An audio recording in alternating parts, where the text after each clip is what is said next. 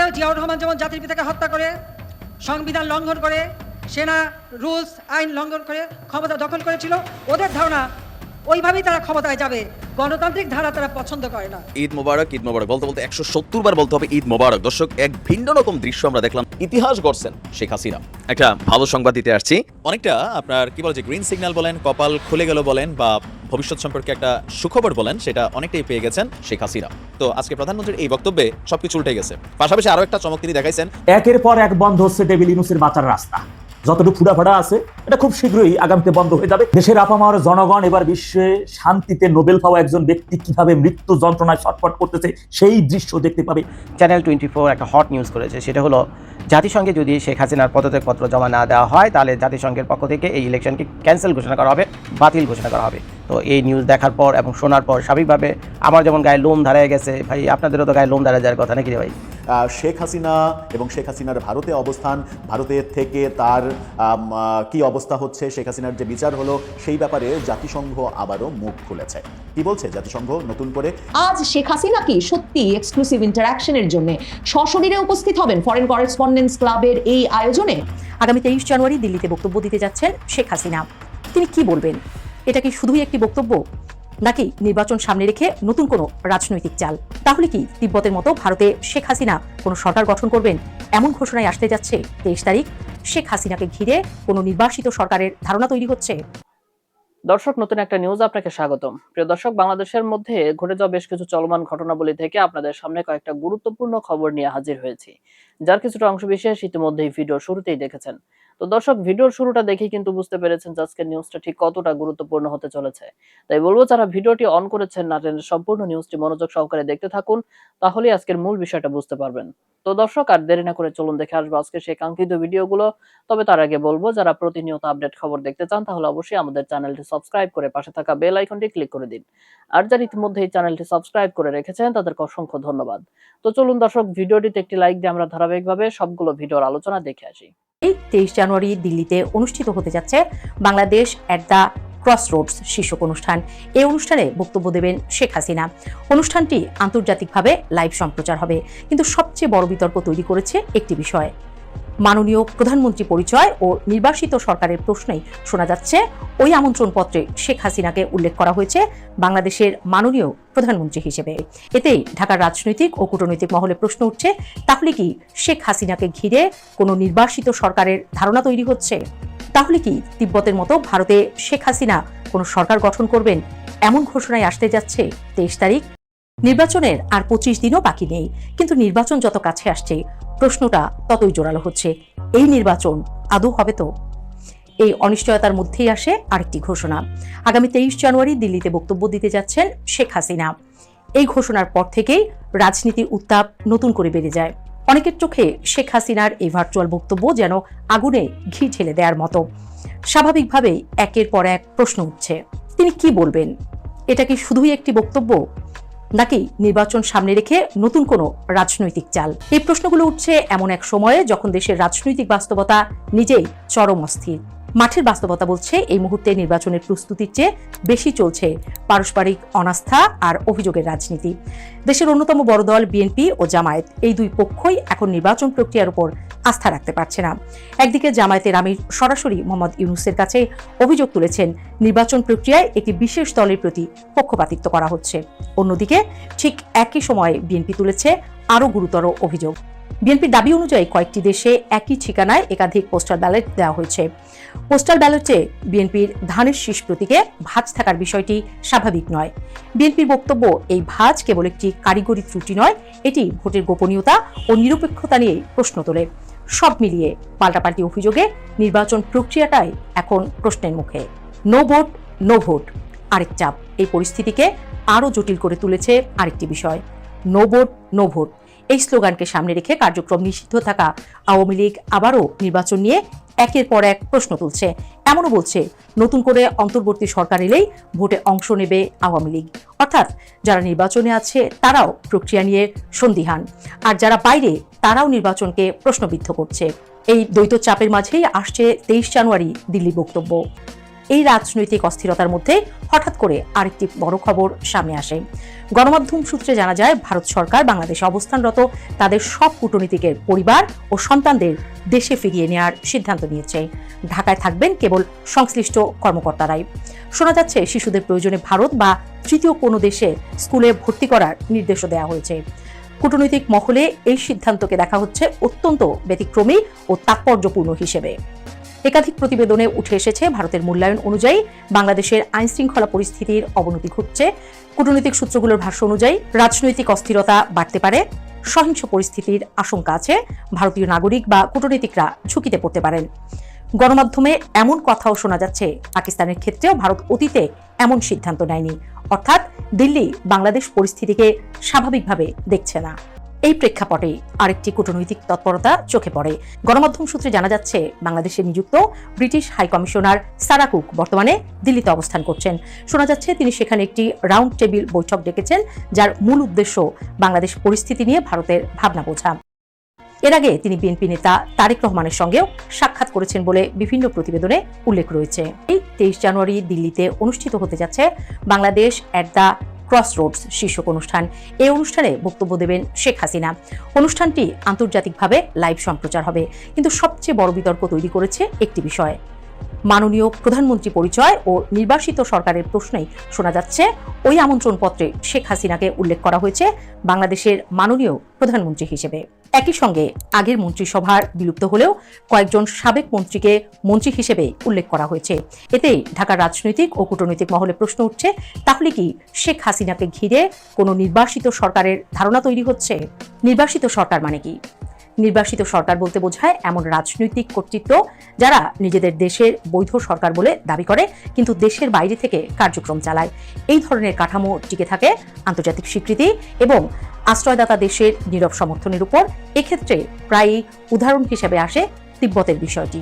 একদিকে ভারত প্রকাশ্যে বাংলাদেশের অন্তর্বর্তী সরকারকে স্বীকৃতি দিয়েছে। ভারতের প্রধানমন্ত্রী নরেন্দ্র মোদী অন্তর্বর্তী সরকারের প্রধানকে অভিনন্দন জানিয়েছেন। পররাষ্ট্র ও কূটনৈতিক যোগাযোগও অব্যাহত। অন্যদিকে দিল্লিতে শেখ হাসিনার রাজনৈতিক বক্তব্য এবং বিতর্কিত পরিচয় নতুন করে প্রশ্নের জন্ম দিচ্ছে।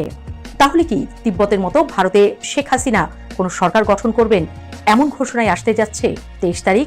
সব মিলিয়ে 23 জানুয়ারির দিল্লি বক্তব্যকে আর সাধারণ কোনো বক্তব্য বলা যাচ্ছে না। এটি আওয়ামী লীগের একটি পজিশনিং মুভ বলে মনে করছেন বিশ্লেষকরা। একের পর এক বন্ধ হচ্ছে ডেভিল ইউনূসের বাঁচার রাস্তা। যতটুকু ফুটাফাটা আছে এটা খুব শীঘ্রই আগামীতে বন্ধ হয়ে যাবে। দেশের আপামর জনগণ এবার বিশ্বে শান্তিতে নোবেল পাওয়া একজন ব্যক্তি কিভাবে মৃত্যু যন্ত্রণায় ছটফট করতেছে সেই দৃশ্য দেখতে পাবে ইনশাআল্লাহ। শুধু ধৈর্য ধরতে হবে, অন্য কোনো কিছু। আপনারা জানেন, যুক্তরাষ্ট্রের যে সমর্থনটা ডেভিল ইউনূসের উপর ছিল, সেই সমর্থনটা এখন আর নাই, উঠে গেছে অনেক আগেই। যুক্তরাষ্ট্রের সাথে মূলত জর্জ সরোস এবং হিলারি ক্লিনটনের সাথে ডেভিল ইউনূসের সম্পর্ক কি, এটি যুক্তরাষ্ট্র খুব ভালো করে অবগত আছে। এমনকি হিলারি ক্লিনটনের নির্বাচনী প্রচারণায় ডেভিল ইউনূস যে ইনভেস্ট করছে, সেই ইনভেস্টটা জানে তারা। সেদিনই ডেভিল ইউনূসের উপর সমর্থন উঠে গেছে মূলত যেদিন যুক্তরাষ্ট্রে ট্রাম্প প্রশাসন আসে এবং ট্রাম্প আসার পরবর্তী মূলত এর মধ্যে যতটুকু ছিল কিছু বিষয় আমাদের নেওয়ার সম্পদ ছিল ডেভিল ইউনূসের মারফত, বা সেগুলো নিয়ে নিছে, কিছু বাণিজ্যিক চুক্তি তারা করে নিছে। আপনারা জানেন যে বাংলাদেশে আসা নবনিযুক্ত যিনি রাষ্ট্রদূত যুক্তরাষ্ট্রের, তিনি কিন্তু মহামান্য রাষ্ট্রপতির সাথে দেখা করেছেন, অনেক রাজনৈতিক দলের সাথে দেখা করেছেন, কিন্তু ডেভিল ইউনূসের সাথে কিন্তু তিনি কোনো দেখা করেন নাই। এই মুহূর্তে বাংলাদেশে যিনি আমাদের রয়েছেন সারাক্ষণ যুক্তরাষ্ট্রের বিদেশ বিষয়ক রাষ্ট্রদূত বা সচিব যাকে বলা হয়, তিনি রয়েছেন। সেই সারাক্ষণ বিভিন্ন রাজনৈতিক দলের সাথে সাক্ষাৎ করেছেন তিনি। এরই মধ্যে যুক্তরাষ্ট্রের রাষ্ট্রদূত বাংলাদেশ হাই কমিশন অফিসের দুজন কূটনীতিককে সাথে নিয়ে তিনি দিল্লির উদ্দেশ্যে চলে এসেছেন। দিল্লি সরকারের সাথে কথা বলেন। আগামী দিন তিনি আওয়ামী লীগ সভানেত্রী জননেত্রী শেখ হাসিনার সাথে তার একটি বৈঠক রয়েছে। এখন এই মুহূর্তে কিন্তু এর মধ্যে আরেকটি খবর আপনারা জানেন যে বাংলাদেশে যে ব্রিটিশ হাই কমিশন যিনি রয়েছেন সারা কুক, ব্রিটিশ হাই কমিশন, তাকে তিনি কিন্তু তার যে সাক্ষাৎকার দিল্লিতে আসছেন হঠাৎ করে এবং দিল্লির পররাষ্ট্র বা বিদেশ মন্ত্রীর সাথে তার দেখা করার কথা, সে কিন্তু এখানকার যুগ্ম সচিবের সাথে তিনি কথা বলার সুযোগ পেয়েছেন। তাকে কিন্তু সে দেখা করার সুযোগটি পান না, কেননা জামাতের সাথে তার একটি সখ্যতার বিষয় তারা জানতে পেরেছে এরই মধ্যে। সুতরাং এখন আওয়ামী লীগের নেতা কর্মীদের সকলের মূলত আগামী দিন 23 তারিখ দীর্ঘ প্রায় 17 মাস পরে জনসম্মুখে বা এমন একটি আনুষ্ঠানিক অনুষ্ঠানে তিনি সশরীরে হাজির হচ্ছেন। সেখানে তিনি কি বক্তব্য দেন, কি নির্দেশনাগুলো দেন, সকলের নজর সেদিকেই। আপনারা জেনে থাকবেন যে foreign correspondent club of South Asia এবং international association of press club, এটি আমি আপনাদের এর আগে কিন্তু 1.5 মাস আগেও বলেছিলাম যে বিদেশি কিছু সাংবাদিকরা নেত্রীর একটি সাক্ষাৎকারের জন্য অনেক চেষ্টা চালিয়ে যাচ্ছেন, খুব শীঘ্রই নেত্রী তাদের সাক্ষাৎকার দিবেন। তারা মূলত 2 মাস আগে থেকেই এই চেষ্টাটা চালিয়ে আসছিলেন এবং বিশ্বের প্রায় 56টা দেশের প্রথম শ্রেণীর এবং শীর্ষ গণমাধ্যম কর্মীদের সংগঠন foreign correspondent club of South Asia এবং foreign correspondent club of South Asia এই সংগঠনটি, এবং গতকাল আগামী দিনে সেই অনুষ্ঠানে এই 56টা দেশ সহ আরো 110টি দেশের শীর্ষ পত্রিকার মিডিয়াগণ সেখানে উপস্থিত থাকবেন আওয়ামী লীগের সাবেক তথ্যমন্ত্রী আরাফাত সাহেব থাকবেন, নওফেল সাহেব সহ আরো অনেক নেতাকর্মী এবং আমাদের জাতিসংঘের অধীনস্থ মানবাধিকার সংগঠনের শীর্ষ নেতৃবৃন্দ সেখানে উপস্থিত থাকবেন। জানতে পেরেছি বিএনপির একটি অংশ বা শীর্ষস্থানীয় একটি প্রতিনিধি দল দিল্লির উদ্দেশ্যে তারা আসছেন এবং তারা দিল্লি সরকারের সাথে বসবেন, এমনকি আওয়ামী লীগ সভানেত্রীর সাথে ওনাকে তাদের বসার কথা রয়েছে। এটা জানতে পেরেছি, কতটা এখন পর্যন্ত আমি নিশ্চিত নই এই বিষয়টি, কিন্তু বাকি সেই বিষয়টি এবং সেটা শতভাগ নিশ্চয়তার মাধ্যমে আপনাদেরকে জানাচ্ছি সেই বিষয়টি। সুতরাং এখন এই মুহূর্ত থেকে ধৈর্য সহকারে আমাদের আগামী দিনে কি নির্দেশনা আসছে, পুরো শুধুই যে আওয়ামী লীগের নেতা কর্মীরা আগামী দিনের বিষয় তাকিয়ে আছেন তা না, ডেভিল ইউনুস গংরা এরই মধ্যে দেখেছেন যে ডেভিল ইউনুস গং এর সরকার তারা বলতেছে এটা কোনোভাবে ঠিক না, সে ওদের সেভাবে গণমাধ্যমে কথা বলে, এরই মধ্যে কিন্তু এদিক বিদিক তাদের মানে একের পর এক কি বলে ওদের যে থালা বাটি সেটা একের পর এক ভাঙতেছে। সুতরাং তারা ভীতস্ত, এটা তারা জানে, এটা চিরন্তন সত্য। আপনারা জানেন যে এরই মধ্যে আমাদের জাতিসংঘ থেকে বলা হয়েছে যে সাবেক প্রধানমন্ত্রী বা প্রধানমন্ত্রী শেখ হাসিনার পদত্যাগ পত্রটা আমাদের কিন্তু দিতে হবে, তা নাহলে তুমি কেমন নির্বাচন দিবা সেইটাছে, সে বিষয়টি কিন্তু তার কাছে চাওয়া হয়েছে। আর আপনারা এটাও অবগত আছেন যে আমি জানিয়েছি যে যুক্তরাষ্ট্রের যিনি সাবেক 2জন প্রথম শ্রেণীর যে কূটনীতিক যে আলবার্ট গাম্বিস এবং মোর্স স্ট্যান্ড তারা যে তার সাথে দেখা করেছিলেন, সেই দেখাটা তিনি 3 দিন পরে গণমাধ্যমে জানিয়েছিলেন। সুতরাং ওর যে একের পর এক হুড়া বন্ধ হচ্ছে এটা কিন্তু গণমাধ্যমে ডেভিল ইউনুস এসে বলতেছে না। এই যে কত বড় একজন নিকৃষ্ট এবং খারাপ ব্যক্তি ডেভিল ইউনুস গং সহ ওর এই যে চেলাবেলাগুলো, এগুলো আসলে এই দেশের মানুষ কতটা উপলব্ধি করতে পারতেছে আমি জানি না। এরই মধ্যে আপনারা দেখেছেন দেশের টেক্সটাইল যতগুলো কারখানা আছে তারা আগামী মাসের 1 তারিখ থেকে সেগুলো বন্ধ তারা ঘোষণা দিয়ে দিয়েছে অনির্দিষ্টকালের জন্য। আজকে দেশের এই অবস্থার মাধ্যমে কিভাবে যে আজ পর্যন্ত দেখেছেন যে ডেভিল ইউনুসের এই দেশে প্রায় 30,000 কোটি টাকার সম্পদ তার রয়েছে, কিন্তু আজ পর্যন্ত কাউকে 10টা পাঞ্জাবি সে দিয়েছে ওর খেলখিলিনি হাসি ছাড়া। শেখ হাসিনা এবং শেখ হাসিনার ভারতে অবস্থান, ভারতের থেকে তার কি অবস্থা হচ্ছে, শেখ হাসিনার যে বিচার হলো সেই ব্যাপারে জাতিসংঘ আবারও মুখ খুলেছে। কি বলছে জাতিসংঘ? নতুন করে তাদের অবস্থান কি পরিবর্তন হলো নাকি আগের মতোই অবস্থান থাকলো তাদের? দর্শক, বলছিলাম শেখ হাসিনা সম্পর্কে জাতিসংঘের নতুন বার্তার ইঙ্গিত পাওয়া গেছে। শেখ হাসিনা ভারতে অবস্থান করছেন, বাংলাদেশের আদালতে তার সর্বোচ্চ শাস্তি হয়েছে, মৃত্যুদণ্ড হয়েছে। সেরকম একটা প্রেক্ষাপটে ভারতে অবস্থানকে জাতিসংঘ কিভাবে দেখছে সেই প্রসঙ্গও উঠে এসেছে। 71 টেলিভিশনের শিরোনামটা দেখে নিন, সেখানে বলা হচ্ছে অপরাধীদের জবাবদিহিতা নিশ্চিতের তাগিদ, শেখ হাসিনাকে ফিরিয়ে দেওয়ার প্রসঙ্গে জাতিসংঘ। অর্থাৎ শেখ হাসিনাকে ফিরিয়ে দেওয়া উচিত কি উচিত না, কি করবে ভারত, আন্তর্জাতিক মহলের কি করা উচিত সেই ব্যাপারে জাতিসংঘ থেকে কথা বলা হয়েছে। কে কথা বললেন চলুন একটু জানি। শেখ হাসিনাকে ফিরিয়ে দেওয়ার প্রসঙ্গে উল্লেখ করে জুলাই গণঅভ্যুত্থানে হতাহতের ঘটনায় জড়িতদের বস্তুনিষ্ঠ তথ্যের ভিত্তিতে চিহ্নিত করে জবাবদিহিতার আওতায় আনার তাগিদ দিয়েছে জাতিসংঘ। খুবই গুরুত্বপূর্ণ কথা বলেছে, বস্তুনিষ্ঠ তথ্যের ভিত্তিতে, অর্থাৎ যেন কোনো মিথ্যা অজুহাতে হয়রানি কাউকে করা না হয়, মিথ্যা বিচারের কারসাজি করা না হয়, ব্যাপারটা যেন বস্তুনিষ্ঠ হয়, যে ঘটনা ঘটেছে সেই ঘটনার প্রকৃত তদন্ত করে যেন প্রকৃত ব্যবস্থা নেওয়া হয় সেই কথা জাতিসংঘ বলছে। জাতিসংঘ যখন সেই কথা বলছে তখন কিন্তু আওয়ামী লীগের পক্ষ থেকে এই তো কদিন আগেই দিল্লিতে সংবাদ সম্মেলন করে এবং একদিন আগে সজীব ওয়াজেদ জয় আল জাজিরার সঙ্গে সাক্ষাৎকার দিয়ে জাতিসংঘের জুলাই অভ্যুত্থান নিয়ে যে প্রতিবেদন, সেই প্রতিবেদনকে বায়াসড প্রতিবেদন, ভুয়া প্রতিবেদন, পক্ষপাতমূলক প্রতিবেদন হিসেবে বলছে এবং জাতিসংঘ যে 1400 জন মৃত্যুর কথা বলেছিল সেটা নিয়েও আওয়ামী লীগের পক্ষ থেকে প্রশ্ন তোলা হচ্ছে। এবার জাতিসংঘ বলল যে সঠিকভাবে মানে বস্তুনিষ্ঠ তথ্যের ভিত্তিতে করতে হবে, যে কাজই আপনি করুন না কেন।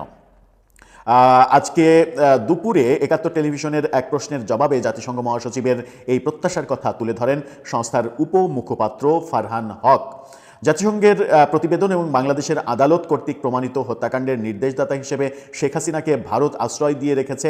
এমন প্রেক্ষাপটে জাতিসংঘ মহাসচিব শেখ হাসিনাকে ফিরিয়ে দিয়ে ন্যায় বিচার প্রতিষ্ঠায় ভারত সরকারকে আহ্বান জানাবে কিনা বাংলাদেশের পক্ষ থেকে। বাংলাদেশের সাংবাদিকরা, যে সাংবাদিকদের চরিত্র বিভিন্ন সময় বিভিন্নভাবে পাল্টে যেতে আমরা দেখি, শেখ হাসিনার সময় শেখ হাসিনা সরকারের চাটুকারিতা যাদের করতে দেখেছি তারা এখন ভোল পাল্টে এই সরকারের এক ধরনের চাটুকারিতায় লিপ্ত হয়েছে। এই সরকার চলে গেলে নতুন সরকার যখন আসবে তখন সেই সরকারের চাটুকারিতা করবে। আমাদের গণমাধ্যম এবং সাংবাদিকতা এমনভাবে মানে কলুষিত হয়েছে, সবাই না বেশিরভাগই এমনভাবে কলুষিত হয়েছে এবং পক্ষপাত দোষে দুষ্ট হয়েছে, তাতে করে সঠিক সাংবাদিককে এবং সঠিক সাংবাদিকতা কারা করছে সেটা কিন্তু একটা বড় বিষয়।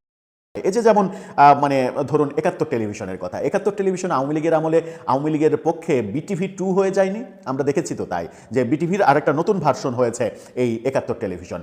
অথচ আওয়ামী লীগের পতনের পর ৭১ টেলিভিশনের মালিকানা, ৭১ টেলিভিশনের সর্বোচ্চ কর্তা ব্যক্তি পরিবর্তন হওয়ার সঙ্গে সঙ্গে এখন ৭১ টেলিভিশনকে মনে হয় যে সব থেকে বেশি আওয়ামী বিরোধী একটা গণমাধ্যম। তার মানে কি আগেও তারা মানে সঠিক নিরপেক্ষ সাংবাদিকতা করেনি, এখনও তারা সঠিক এবং নিরপেক্ষ সাংবাদিকতা করছে কিনা, ভবিষ্যতেও তারা সেটা করবে কিনা, সেই প্রশ্ন কিন্তু উঠলে অবাক হওয়ার কিছু থাকবে না।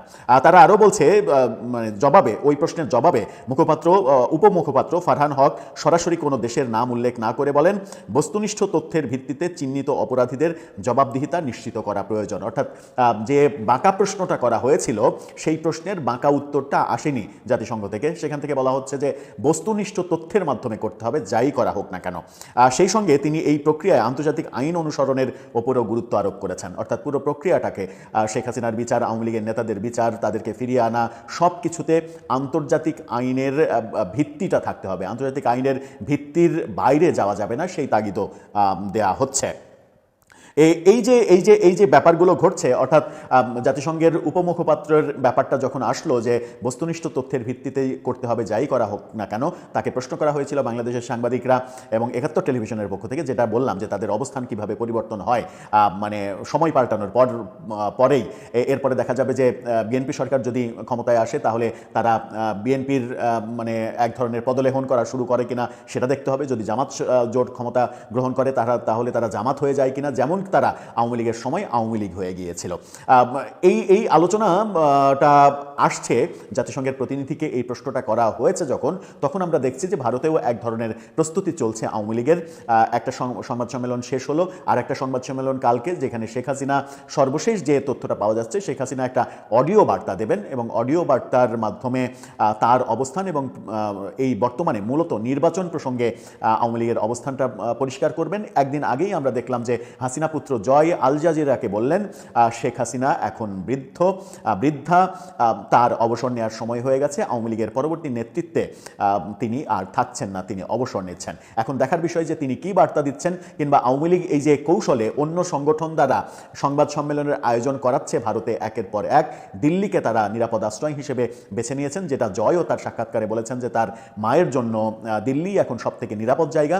সেরকম একটা প্রেক্ষাপটে জাতিসংঘের মতামতটা আমরা যখন পেলাম, তখন আগামীকালকের জন্য অপেক্ষা যে এবার আওয়ামী লীগ কিংবা আওয়ামী লীগের ঘনিষ্ঠ মিত্ররা, যেখানে কমনওয়েলথের প্রতিনিধিরাও, মানে হিউম্যান রাইটস ওয়াচের প্রতিনিধিরাও উপস্থিত থাকবেন, সেরকম একটা মুহূর্তে কি বার্তা আসে সেটা এখন দেখার বিষয়। তো দর্শক, দেখলেন আজকের সবগুলো ভিডিও। আর এই ভিডিওগুলো সম্পর্কিত যদি কোনো তথ্য বা মতামত থাকে তাহলে তো অবশ্যই কমেন্ট করে জানিয়ে দিন। এতক্ষণ সাথে থাকার জন্য ধন্যবাদ। নিউজটি শেষ করছে এখানেই, ফিরছে আগামী ভিডিওতে নতুন কোনো টপিক নিয়ে। আল্লাহ হাফেজ।